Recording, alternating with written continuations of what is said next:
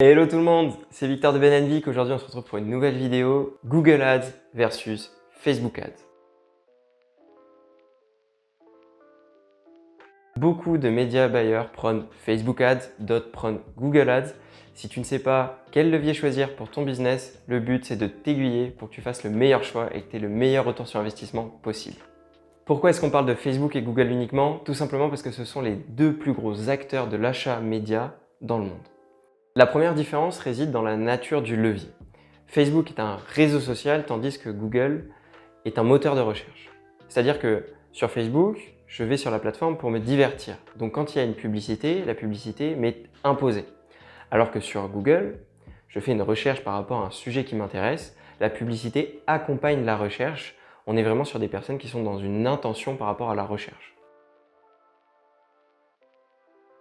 On commence de suite par les avantages et les inconvénients de Facebook Ads. Dans les avantages, on va retrouver la facilité d'utilisation. L'interface sur Facebook est très facile pour un débutant. Le ciblage aussi, très facile à comprendre. Vous pouvez sélectionner des intérêts. Donc si vous vendez un produit pour les fans de moto, vous allez retrouver forcément des intérêts liés aux personnes qui sont fans de moto. Vous avez la possibilité de faire du ciblage démographique, juste le genre, l'âge, le pays. Un autre avantage, c'est tout simplement le fait que votre portée publicitaire est accompagnée par les partages des personnes qui voient vos pubs. En effet, sur Facebook, vous diffusez une publicité image, vidéo, carrousel. Dans tous les cas, c'est un support graphique qu'on peut repartager sur son mur si ça nous plaît, comme une publication normale. Ce qui veut dire que demain, vous diffusez auprès de 10 000 personnes, donc vous payez pour toucher 10 000 personnes. Si dans ces 10 000 personnes, vous avez 1000 personnes qui repartagent cette publication, vous bénéficiez de cette portée organique supplémentaire que vous n'avez pas payée. De plus, quand on diffuse sur Facebook, on diffuse également sur Instagram, c'est-à-dire qu'on a une interface pour deux plateformes avec des personas assez différents et qui augmente donc les chances de réaliser des conversions. Bien sûr, il n'y a pas que des avantages à diffuser sur Facebook. Sur Facebook, il y a des règles notamment par rapport aux produits qu'on peut diffuser. Certains produits qu'on peut mettre en avant sur Google ne pourront pas être mis en avant sur Facebook parce qu'ils ne rentrent pas dans les règles publicitaires Facebook. Le système de facturation est différent. On paye au coût par millier, c'est-à-dire au coût pour toucher 1000 personnes. Mais est-ce que c'est vraiment représentatif de notre investissement publicitaire? Pas forcément. On peut montrer une publicité à 1000 personnes non qualifiées, dépenser 10 € et jeter 10 €. Un troisième point, c'est tout simplement la stabilité du levier. Facebook a tendance à être un petit peu capricieux. On peut avoir un intérêt ou plusieurs intérêts qui fonctionnent pendant quelques semaines, quelques mois et qui du jour au lendemain ne font plus de perf. Même si on change les créatives régulièrement, on change le discours régulièrement, peut-être que l'algorithme va s'optimiser sur un segment de cet intérêt qui n'est plus le bon et donc on ne réalisera plus de conversion. Passons maintenant aux avantages d'utiliser Google Ads. Alors Google Ads, comme je le disais en introduction, c'est un moteur de recherche. On diffuse de la publicité pour accompagner une recherche. Cette recherche fait que la personne est appelée un intentionniste. C'est quelqu'un qui a l'intention d'achat. Si je tape « acheter chaussures en ligne », j'ai besoin d'une nouvelle paire de chaussures. Donc on a un lead qui est plus qualifié. Tout comme Facebook, Google permet de diffuser sur les autres plateformes qu'il détient, YouTube et son réseau display. Ce qui veut dire qu'en étant présent sur Google, on peut avoir une présence beaucoup plus large que simplement de la recherche. On peut faire du shopping, c'est-à-dire qu'on va avoir le produit qui apparaît en barre de recherche. On fait du search, du display sur les sites partenaires et sur YouTube si on a envie de cibler des chaînes particulières ou des centres d'intérêt particuliers. Le spectre d'action de Google est très large.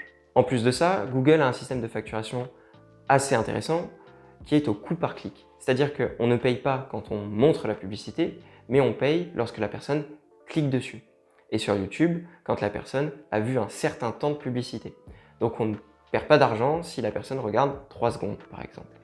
À cela s'ajoute le fait que Google est un levier plus stable sur le long terme. C'est-à-dire qu'une fois que tu as commencé à optimiser tes campagnes, que tu as des premiers résultats, il n'y a pas de raison pour que ça aille dans le mauvais sens, si ce n'est un concurrent qui change sa stratégie d'enchère et qui te concurrence directement sur ton coût par clic par exemple. Et bien sûr, il n'y a pas que des avantages à utiliser Google Ads, notamment l'interface. L'interface est beaucoup plus complexe. Tu vas mettre beaucoup de temps à t'approprier le système publicitaire et à lancer tes premières campagnes. De plus, il est beaucoup plus long d'avoir des résultats cohérent sur Google que sur Facebook. Sur Facebook, tu peux avoir des ventes dès le lendemain, dès le surlendemain. Sur Google, c'est beaucoup plus compliqué au début parce que tu vas avoir beaucoup de mots-clés, beaucoup de termes de recherche et tu ne dégageras de la rentabilité qu'une fois que tu auras commencé à optimiser et à cleaner ces termes de recherche. À cela s'ajoute le fait que ton investissement publicitaire doit être plus élevé sur Google que sur Facebook. Tu peux commencer sur Facebook avec 500 € de budget par mois. Je ne conseillerais jamais à quelqu'un de commencer sur Google avec 500 € de budget. C'est très compliqué d'obtenir des résultats. Et un dernier point, tu ne peux pas contrôler autant ta dépense que sur Facebook. Sur Facebook, tu peux choisir un intérêt, lui mettre un plancher de dépenses, un plafond de dépenses, alors que sur Google, si Google décide de dépenser tout le budget sur un mot-clé, par exemple sur une campagne YouTube, tu ne pourras pas l'empêcher de dépenser la totalité du budget dessus. Ce qui veut dire que tu auras peut-être un mot-clé qui va absorber la totalité du volume et tu n'auras pas assez de budget pour tester le reste des mots-clés. Dans ce cas-là, Google te recommandera d'augmenter le budget. Une astuce peut-être de couper le mot-clé qui fonctionne pour tester les autres, mais tu vois bien que c'est beaucoup plus compliqué que sur Facebook où tu peux tout simplement mettre un plafond de dépenses et laisser de la place aux autres intérêts.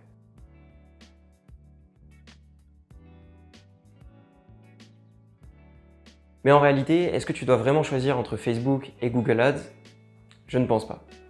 Tout simplement parce que l'écosystème digital fonctionne comme une toile d'araignée. Tu ne peux pas être présent que sur Facebook, que sur Google, ou tu ne peux pas développer ta stratégie que sur du community management par exemple.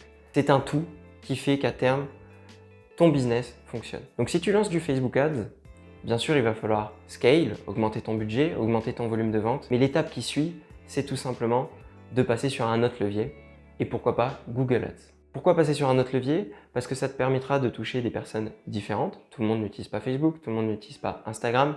La personne qui a vu ta publicité en janvier sur Facebook n'était peut-être pas dans l'intention d'acheter quelque chose, donc n'a pas cliqué. Et tu retrouveras cette même personne en avril sur Google qui tapera « acheter chaussures en ligne ». Donc tu comprends que tout simplement, c'est un écosystème qui travaille ensemble. Il ne faut pas prendre les résultats d'un levier et essayer de segmenter, mais de créer des liens entre tes leviers. Tu peux notamment faire du retargeting sur Facebook des personnes qui ont cliqué depuis une annonce Google, ce qui veut dire que tu es omniprésent pour le prospect. Il va faire la recherche, il va voir ton produit, il ne va pas acheter sur le coup. 2 jours après, il va se divertir sur Facebook et là, il voit une publicité. Donc hélas, si tu t'attendais à ce que je te dise utilise Facebook ou utilise Google, ce n'est pas le cas. Je t'invite à commencer avec le levier le plus simple pour toi, puis à commencer à mettre en place d'autres choses qui te permettront sur le long terme d'avoir un business encore plus rentable. Bien sûr, si tu veux qu'on t'aiguille ou si tu veux être accompagné, n'hésite pas à nous contacter, on t'aidera avec plaisir. Si ce genre de vidéo te plaît, n'hésite pas à le mettre en commentaire, à liker, t'abonner et surtout activer la cloche de notification. On partage du contenu sur l'entrepreneuriat et la publicité en ligne tous les mercredis et tous les vendredis. Ciao!